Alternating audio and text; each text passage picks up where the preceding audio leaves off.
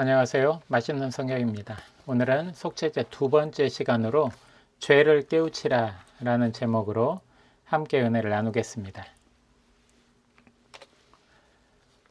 속죄제의 기본 분류라고 적었는데요. 지난 시간에 속죄제를 드릴 때 네 가지 크게 종류를 얘기했죠. 대제사장의 속죄제, 회중 전체를 위한 속죄제, 족장을 위한 속죄제, 백성을 위한 속죄제, 이렇게 얘기했습니다. 그 중에서 가난한 백성, 특별히 극빈자를 위한 속죄제를 이제 5장에서 얘기를 했고요.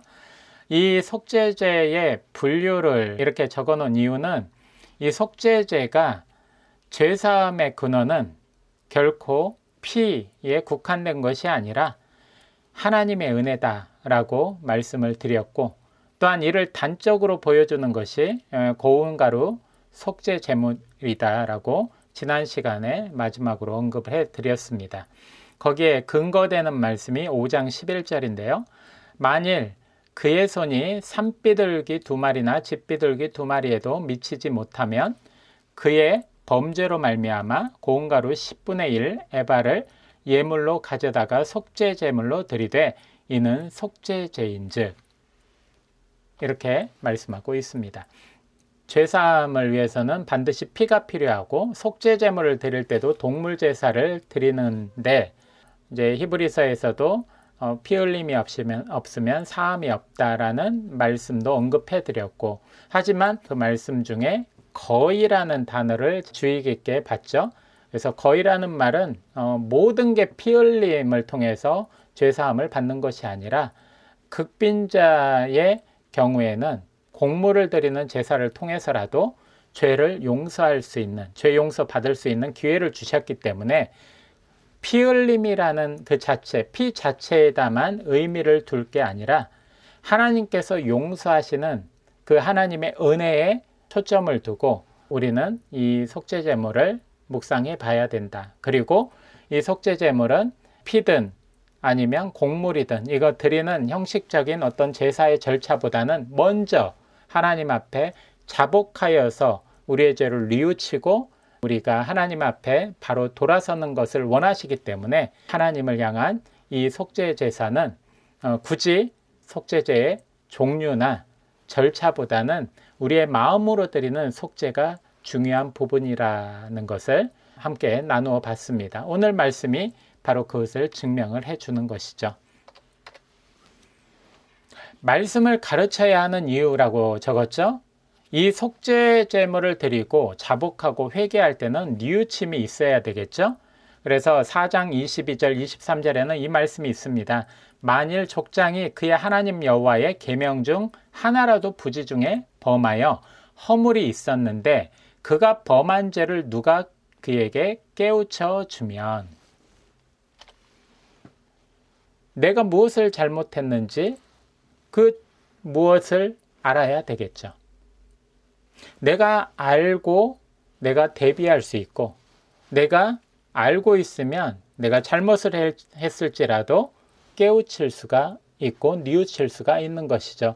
그래서 하나님의 말씀을 가르치고 배워야 되는 이유는 누군가 나를 깨우치고, 또한 내가 배워서 내 스스로가 깨우칠 수 있는 기본이 될 수가 있기 때문에 그렇습니다. 만약에 모르면 내가 이것을 잘못했는지 아니면 잘하고 있는지를 판단할 수가 없는 것이죠.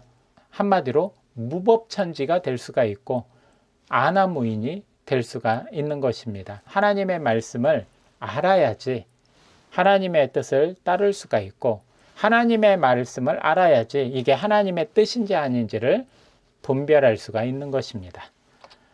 그래서 하나님의 말씀을 알아야 하나님의 뜻을 깨우칠 수 있고, 그 하나님의 뜻을 깨우쳐서 죄를 깨우치고 판단할 수 있는 것이죠. 그가 범한 죄를 누가 그에게 깨우쳐 주면, 이렇게 죄를 깨우쳤을 때 우리가 자복하고 회개할 수가 있습니다. 이 중 하나의 허물이 있을 때 아무 일에 잘못하였노라 자복하고, 이렇게 나와 있죠. 내가 아무 일에 잘못하였노라고 자복할 수 있는 근거는 바로 죄를 깨우쳤을 때이고, 죄를 깨우치는 것은 누가 나에게 깨우쳐 주든지 내가 스스로 깨우치든지 그 둘 중에 하나일 것이고, 이 깨우치기 위해서는 하나님의 뜻이 무엇인지를 알아야 되고, 하나님의 뜻이 무엇인지를 깨우치기 위해서는 하나님의 말씀을 알아야 됩니다. 그래서 우리가 말씀을 가르쳐야 하는 이유, 말씀을 잘 배워야 하는 이유, 그리고 또 말씀을 정확하게 가르치고 배워야 하는 이유, 바로 여기에 있습니다. 따라서 우리는 하나님의 말씀을 가르치고 배우는데 게으름이 없어야 할 것입니다. 속죄제의 효과, 4장 31절에 제사장이 그를 위하여 속죄한즉 그가 사함을 받으리라. 속죄제 첫 번째 효과는 사함을 받는다. 지난번에 말씀을 드렸죠. 그 번제를 얘기할 때 속죄하리라 할 때 키페르라는 단어를 설명을 했습니다. 이 키페르라는 단어는 속죄하다 라는 의미도 있겠지만, 속죄의 의미도 있지만, 뭐 대체, 대신 이 의미도 있다고 했죠. 그리고 오늘 이제 정결에 대한 의미도 있습니다. 그런데 이 키페르라는 말이 우리 성경에는 안 나와 있잖아요. 성경에서는 그냥 속죄하다, 뭐 정결하다, 뭐 이렇게만 나와 있지, 우리는 키페르라는 단어를 볼 수는 없습니다. 하지만 키페르를 적재적소에 사용해서 키페르에 맞는 단어를 해석했을 때 그 의미가 더 정확해지겠죠. 그래서 속죄제에서 나오는 키페르라는 단어는 말 그대로 이 속죄, 죄사함, 이 뜻이 되겠죠. 그런데 나머지 부분에서 나오는 것들은 대부분 이제 대체하다, 대신하다, 그리고 죄와 상관없이, 죄와 무관하게 정결이라는 단어로 사용되는 경우도 있습니다. 이거는 이제 뒤에 설명을 해드리겠습니다. 사함을 받는다 할 때는 이제 부지 중에 죄를 깨닫는다. 그리고 나서 죄를 회개한 후 속죄제를 드린다. 이게 이제 속죄제의 과정이죠. 그래서 먼저 죄를 인식하고 선 회개, 그리고 후 예배, 이렇게 되는 것이죠. 신약 성경에서도 이웃과 다툼이 있으면 제사, 예배를 드리기 전에 먼저 화해하고 와서 제사를 드리라고 했죠. 이게 바로 그런 뜻이죠. 먼저 회개하고, 먼저 죄의 문제를 다 뉘우치고 해결하고 화해하고 나아서 예배를 드리라는 것이죠. 우리에게 주는 시사하는 바가 굉장히 큰 말씀입니다. 두 번째, 정결하게 됨. 이거는 12장 7절에 나와 있는 부분인데요.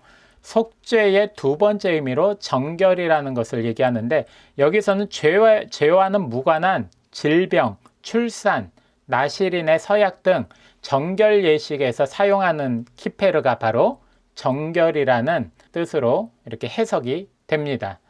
우리는 예배를 통해서 죄사함을 받아서 단절됐던 하나님과의 관계가 회복할 수 있고, 또한 죄로 오염된 삶의 환경을 정결하게 할 수가 있습니다. 이게 바로 속죄제의 효과고, 속죄제를 드리는 의미가 될 수가 있겠죠. 레위기 16장 30절에는 이날에 너희를 위하여 속죄하여 너희를 정결하게 하리니 너희의 모든 죄에서 너희가 여호와 앞에 정결하리라. 아멘.